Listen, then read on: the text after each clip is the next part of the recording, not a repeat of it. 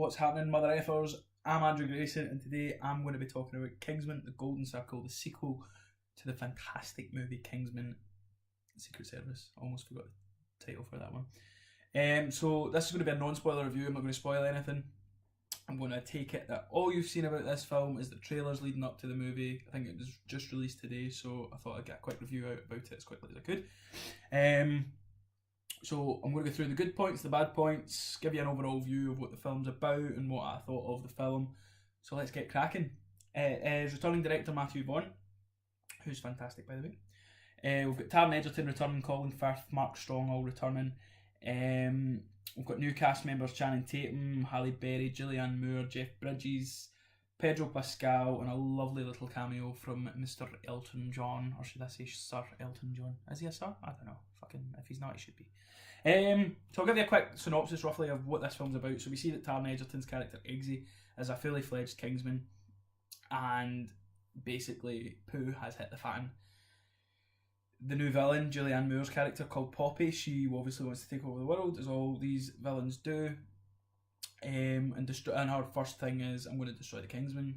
No more Kingsman. Easy running for me. So we see that Taron Egerton's character Eggsy and Mark Strong's character Merlin, the two Kingsmen, have to go and look for help over in America with this statesman, which is kind of America's version of Kingsman. And from there we see the two kind of pair up to try and take down Julianne Moore's character. So that's just a rough idea of what the film's about. So what I'm going to tell you is just some of the highlights and some of the best points I felt about this movie. So some of the best points with Matthew Vaughn returning as director, the action scenes are phenomenal. If you've seen the first film, if you've not seen the first film, I'll try and stay spoiler free. But for those that have seen the first film, I'll say the church scene. There's so many moments like that in this film. So the church scene, you're probably talking 2 or 3 big scenes in the second film that live up to the church scene. The action, the way it's shot, it's all done in one big fluid moment. It's over the top, it's outlandish, it's ridiculous at times, but again at the same time it's so cool watching it. So the action scenes, Matthew Vaughn done an absolutely spectacular job with that. Pardon my voice, I've got a wee bit of sore throat. Taron Egerton, another massive good point. Taron Egerton as Eggsy, he's got this character down. The same as like a bit of a Jack the Lad, but he's now turning himself into like a gentleman. So he's much more calmer. He takes a leading role in this film. So he takes more of a leading role. You see him kind of mature a wee bit in this film. You see him kind of just grow up from this wee chav that they found on the street, which is really fun. Seeing him just, it slightly differs his character, but again it sticks to the original film, and you see the humour and the comedy coming from Eggsy and things like that, which it is. It's a very funny film. There's some great lines in it. But talking again about some of the action scenes, the opening scene, this film starts with a bang. This film does not let you, if you're late for this film, you're going to miss so much. So make sure if you're going to see this film, be on time. So the opening scene is fantastic. If you've seen the trailer, it's for the taxi. The whole scene, it's a good 10 minutes long, 10-15 minutes long. It's fantastic. So you'll enjoy that.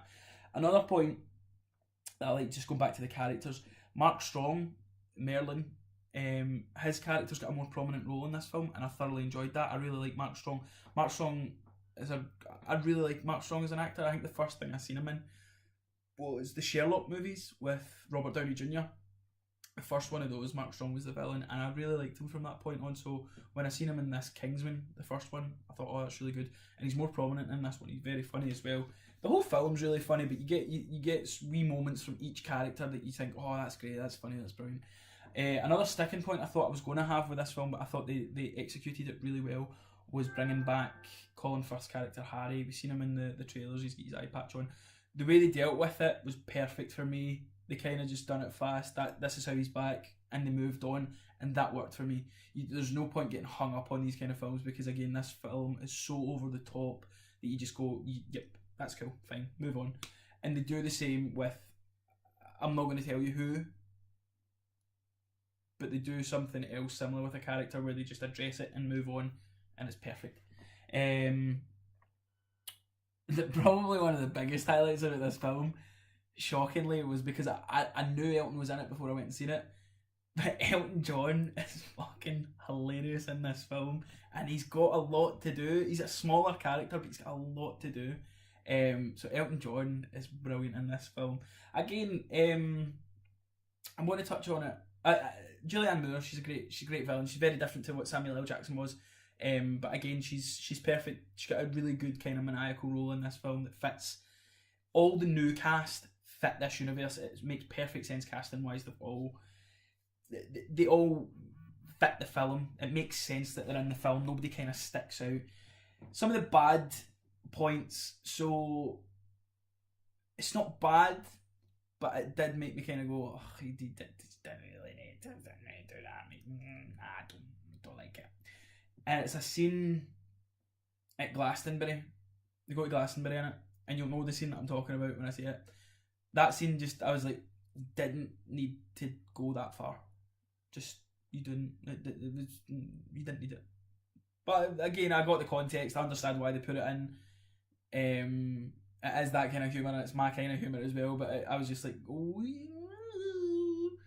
but it doesn't take anything away from the film. Another bad thing, and again, it's not really a bad thing. It's just something I would have preferred to have more time with the statesman. Have more time, not with all the statesmen, because Pedro Pascal is a massive part in this film, and he's in it more. Pedro Pascal, if you don't know, is the Viper from Game of Thrones. You killed her, you raped her, you killed her children, all that stuff.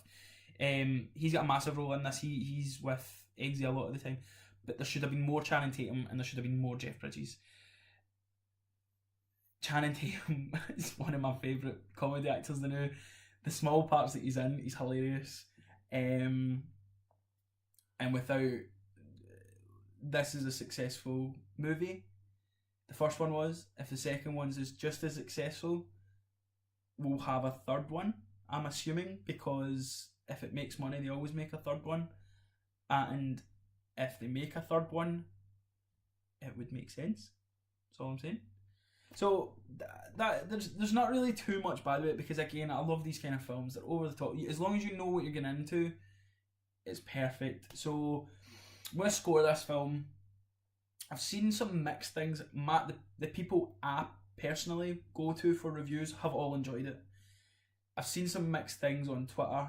However, for me, you should never compare a sequel to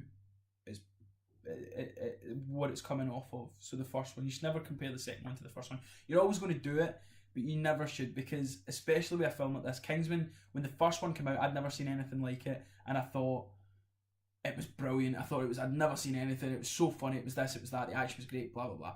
So it was very a one of a kind of thing. I'd never seen anything like it before. So to compare this film, which is coming off of that film, I think it's a bit unfair. However, this film holds up. I loved it. I'm going to give it an 8.7 out of 10. The comedy's there, the action's there, the characters returning are fantastic. The new characters hold their own, they're brilliant.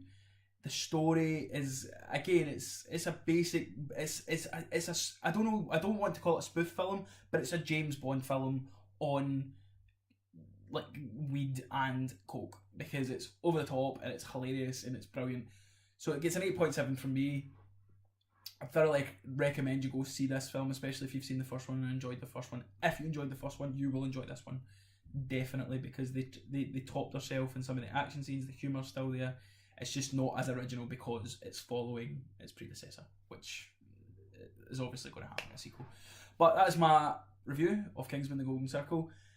If you like this review, hit the like button. And I want to know what your thoughts are. Are you excited about this new film? If you've seen the film, let me know your thoughts. If you agree with any of my opinions, if you've got differing opinions, put them in the comment section. If you want to see a spoiler review, I'll maybe do that next week. Let me know in the comment section if that would be something that you're interested in. If you want to see me do a full spoiler review where I can go into specifics about some of my favourite things. Like, share, subscribe. If you like movie reviews, like games, TV reviews, subscribe to my channel. If you know people that like this kind of stuff, share it with them. If you want to follow me on Twitter, I'm at Andolph the Grey.